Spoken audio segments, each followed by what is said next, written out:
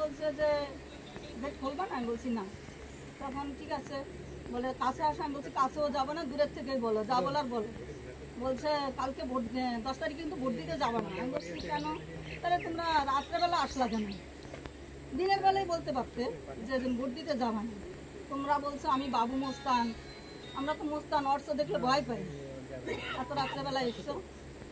বলছে ঠিক আছে, যদি ভোট দিতে যাও তাহলে তুমি সাদা শাড়ি পরবা, তোমার যত নাতিপুতি আছে, আমার 4টে নাতিপুতি আছে, বলছে ওর সব শিশুকে মার্ডার করে দেবে।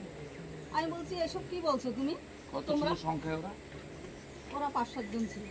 ওদের বাড়িতে কাদা তো যেতে পারে না, রাস্তায় জল ছিল সেদিন, রাস্তা থেকে ভিতরে ওর বাড়ি। তারপরে আমি বলছি কেন, আমার শিশুরা কি করেছে? গণতন্ত্র হিসাবে আমি একজন, আমাকে মারতে পারো, আমার স্বামী আছে নাকি পশ্চিমবঙ্গে? হ্যাঁ, যাই হোক। তারপরে দিয়া আমার শিশুরা কি করছে, শিশুরা যখন বলে মা মরে যাওয়ার সময় বলে যে বাচ্চাকে আমার ভালো রাখবা, আমি মরে যাই মরে যাই, এইসব আমি চেঁচামেচি অনেক সময় করেছি। করার পরে পুলিশ বলছে চেঁচাবেন না, চুপচাপ থাকেন, আপনাদের সুরক্ষা দেওয়ার জন্য আমরা এসেছি।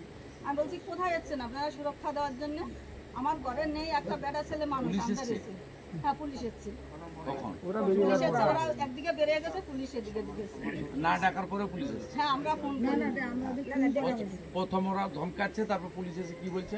পুলিশ এসে বলছে বোম মারবে, বলছে মারেনি তো, শিশুকে মারবে বলছে, মারেনি তো, তাইলে চেঁচাচ্ছে কেন? কোন পুলিশ? গাংনাপুর থানার পুলিশ। হ্যাঁ, এই কথা বলছে। তাই আমি বলছি স্যার যদি মেরে ফেলতো তাহলে কি হতো, এই কথা বলছে। কারণ আমি বলছি মেরে ফেলতো, তাহলে মেরে ফেললে তো আপনারা খুঁজে পাওয়া যেত না, একটা বাচ্চা মারলে তখন আপনাকে দিতেন। এসব নিয়ে আমি অনেকক্ষণ পুলিশের সঙ্গে পরে বলছে আর চেঁচাবেন না, অসভ্য মহিলা, রাত্রেবেলা এত রাত চেঁচাচ্ছেন। আমি বলছি অসভ্য কেন বলছেন?